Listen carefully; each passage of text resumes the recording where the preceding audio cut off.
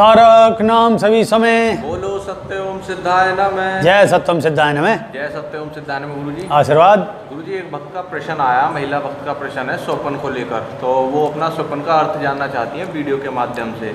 उन्होंने बताया कि उन्हें स्वप्न में खुद को देखा और वो उनका मतलब ये कहना था वो खाली सी बैठी हुई थी, मतलब चारों ओर देख रही थी, खाली सी बैठी और उंगली चिटकाते हुए देखा, मतलब हाँ। दोनों हाथों की उंगली आपस में से अल्टरनेट चिटका रही थी। तो इसका क्या अर्थ है? देखो भक्ति, इसका सीधा सा आंसर है। आपका प्रश्न का उत्तर हम ये बता रहे हैं कि असल में क्या है, अकेले बैठे होना और इधर उधर देखना अर्थ है बेचैनी। आपके मन में कोई प्रश्न है जो आप नहीं उल्लेखित कर पा रही, कह पा रही किसी से परिजन में, और वो समस्या का समाधान कोई नहीं मिल रहा।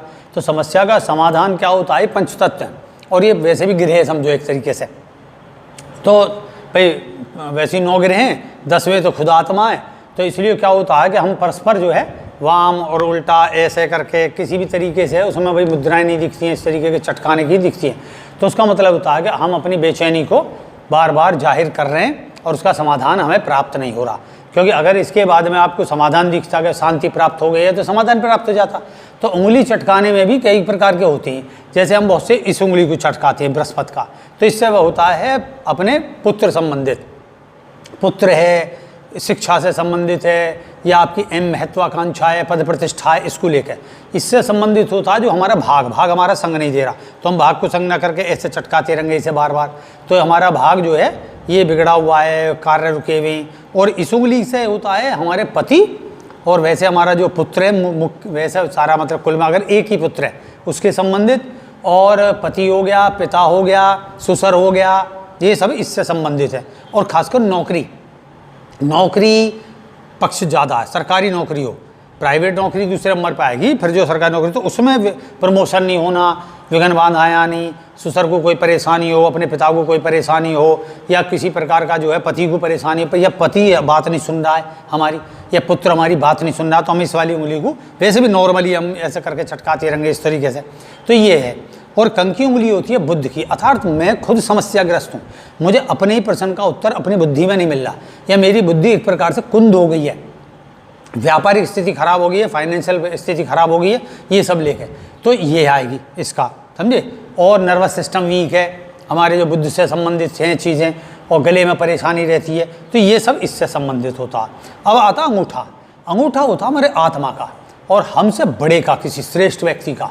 तो जैसे हम किसी श्रेष्ठ व्यक्ति के परिकल्पना कर रहे हो कि किसी की गाइडेंस हमें मिले, मैं अपनी जैसे PhD है या इस तरीके के लेके सब्जेक्ट को, मेरी उन्नति कहाँ जाऊँ, मैं कैसे करूँ, बड़े किसी बहुत बड़े पद प्रतिष्ठा की इच्छा हो, तो ये विषय है उसका अंगूठा आत्मा का। और या मुझे अपनी आत्मिक खोज का विषय हो, तो मैं उसको फिर ऐसे करके इसे दवा से चटकाते रहें। ये ओरिजिनल में भी है अर्थ। तो इसमें होता है कि हम उल्टे वो करें तो पूर्व जन्म, वर्तमान जन्म, ये समझे, ये है जो हम वर्तमान से कर्म करके आगे को लाएंगे। ये है हमारे जो पूर्व कर्म है, मतलब अर्थात हमारा दैनिक कर्म पीछे से होता हो रहा है, वर्तमान का कर्म। तो ये पूर्व और वर्तमान से कनेक्टेड है, ये वर्तमान से भविष्य की ओर है, समझे। तो अगर इसे चटका रहे हो तो आप समझिए कि पूर्व काल की ही पूर्व जन्म की समस्या है वो आपकी, जिसका निदान वर्तमान में ढूंढ रहे हो, मिल नहीं रहा। इससे करोगे तो वर्तमान की ही समस्या है जो आपने इससे सबसे लाते हुए वर्तमान में उत्पन्न करी है, और उत्पन्न हुई है, और उत्पन्न के बाद में उसके भविष्य में समाधान ढूंढ रहे हो, ये विषय है। तो समझ गए भक्त। इसमें गुरुजी जैसे कुछ लोग असल में भी चटकाते हैं, जैसे मान लीजिए मैं चटका रहा हूँ, तो क्या वो सही होता है उंगली चटकाना? उंगली चटकाना धैर्य की हीनता है, मतलब आप में धैर्य नहीं है, आप जो है हिम्मत नहीं कर पा रहे किसी बात को कहने की, किस मतलब कि मैं इस संबंध को बढ़ाऊं या इस संबंध को तोड़ूं, ये क्या करूं इसका संबंध में।